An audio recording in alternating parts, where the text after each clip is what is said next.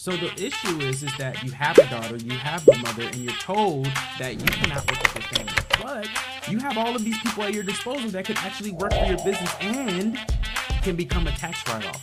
So I'm going to show you here on how exactly to become and create your own family bank and your own family business so you can actually create and build more wealth for your family. So let's start with the Rockefeller method, right? The Rockefeller method was so great. If you're not aware of who the Rockefellers are, the Rockefellers at one point in time was one of the wealthiest families on the planet.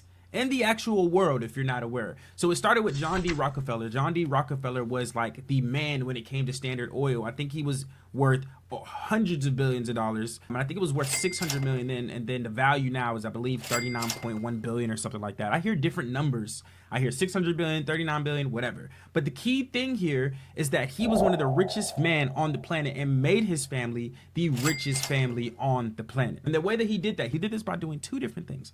He incorporated a trust, a family trust, and he incorporated a life insurance policy. And what he did is he combined those two together and actually created such a profound way to keep money in house that now there are about 6 generations in and they are still worth billions of dollars. Okay, now you're probably wondering, okay, well, even though he has a family trust and a life insurance policy, yeah, the life insurance policy has the money, but how was he even able to afford the life insurance policy and the family trust? Well, it goes into the third component, which is the bonus that I'm going to give you, which is he first had businesses. So if you're trying to create a family business, you first need to have a business and you have to have family members, right? So this is where it really comes down to creating the actual family bank kind of concept, right? The family bank is practically simple.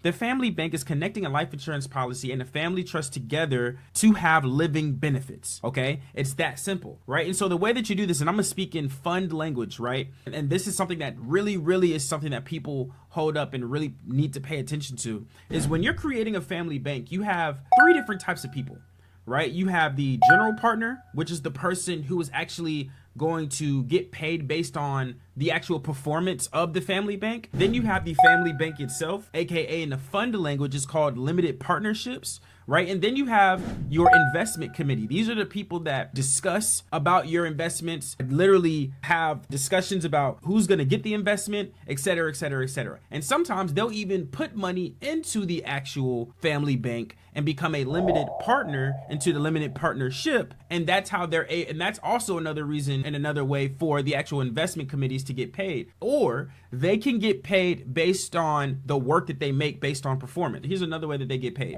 The general partner and the investment partner can get paid between 1 to 1.5% of the actual money that's getting paid every single year from your family bank. But that's just the key thing here. You now have children. Your children want to actually create a business or want to go to college or want to do X, Y, and Z. And so because you created a business, a life insurance policy, and a family trust, all within the same concept, all within the same principle, the same place, now your family's able to actually come up and say, hey, I would like to actually create a business or go to college, and I really would like to take out a loan. So instead of it being an expensive loan with an expensive interest rate, you now can go to your family bank and get an expensive loan with a cheap interest rate. So let's say, for example, if you go to the bank, you have to go to get a 8% interest rate or a 10% interest rate. But if you go to the family bank, you can get like a 0.5 interest rate, right? For an example, right? And so when you take that money, you then have to pay it back, and it's incentivized. You're probably thinking, well, what if they don't pay it back? I gave them the money. Cool, no issue. Now the family, the investment committee says, oh, we cannot loan them any more money. And this is the key thing here. Any person that wants to actually get access to the capital has to pitch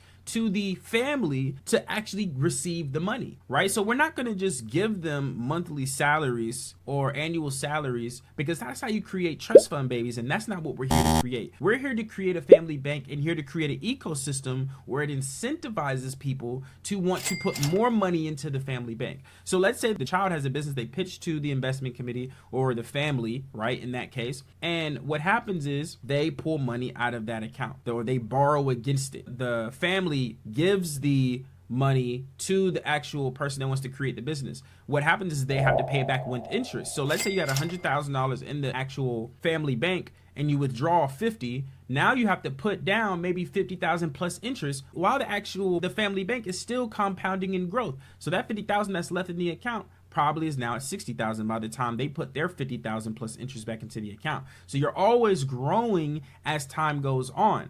And this is where you are really creating your family bank, because it's a cycle. You withdraw, you put it back. You withdraw, you put it back. You withdraw, you put it back. But the key thing here that John D. Rockefellers did, and that I want you to do, is they had a family trust, and they had a life insurance policy, and they actually had businesses. If you could actually start businesses or buy businesses, that's the only two options you can do, that will allow you to actually fund more into your actual family bank. And here are 3 types of ways that you can actually fund your family bank. First thing is, like I said, businesses. You want to start or buy businesses. I highly suggest you buy businesses, and then if you want to start a business, you're teaching people, and that's the way that you start. You do the thing first, then your creation or starting your own business is teaching what you've already done. So you're already having cash flow, and then you're just teaching it just to build more cash flow. That's the business side. The second way is actually credit funding. So with the trust, with the family trust, you always want to have a family bank account, and with that family bank account, you can establish credit funding, credit cards, lines of credit, loans, all types of things under that specific trust, because a trust is an actual entity, just like an LLC is an entity, right? And then the third way is life insurance policies. Life insurance policies is a great way to massively scale a family bank in a very quick way, because you just need to go to the right broker or the right advisor, and they give you the right actual life insurance policy that is catered to your specific family and your specific needs, which is like infinite banking, the concept of infinite banking, your family bank, all those amazing things in regards to getting your business up and running and funding your actual family trust. Now, here's the key thing here. There's a book that I want you to read if you actually want to learn more about this. First book I want you to read is our book, right? We have something called The Black Rockefellers. You can check that down in the description. I would highly suggest you read that book so you can actually learn the exact steps that we did, because I'm only telling you things that we've done. Everything that I've broken down today are things that we've already done. You have a family trust, you have life insurance policies, and you have a business. And if you want to actually learn how to do that, plus more, plus the dynamic on how to actually run a family and actually get the family up to par and then run a business, go ahead and click that link below. Go to the link in the description and get that book, because this book is really going to make sure that you get all the principles you need. And if there's any conflicts, you can do conflict resolutions and all that in there as well. So get that book. I hope you learned something, and I'll see you in the next video.